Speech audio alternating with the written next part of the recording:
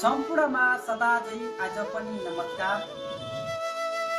आज भने बजाङखुला सुरमा गाउँपालिका वडा नम्बर 5 घर भएका हाल कार्यरत बिरानो मुलुक भारतको बेङ्गलोरमा बस्दै आउनुभएका एक असल स्वभाव भएका व्यक्तित्व र अहिलेका युवाहरूका प्यारा मान्छे पनि मुक्तक शब्द रचनाकार आदरणीय दाई पुष्कल विश्वकर्मा हुनुहुन्छ।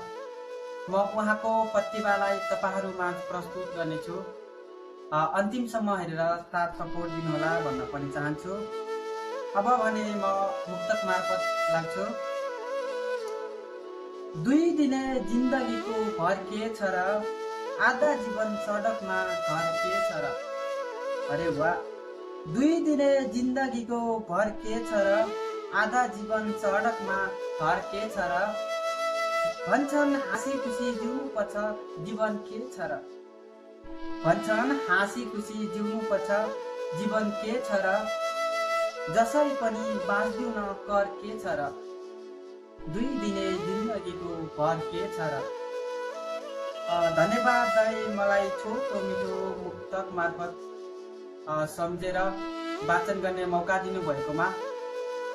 तपाईहरुलाई के कस्तो लाग्यो हेरेर प्रतिक्रिया दिनुहोला। साथै यसरी नै तपाईहरु पनि मलाई सम्झिनुहोला भन्न पनि चाहन्छु। हस्त।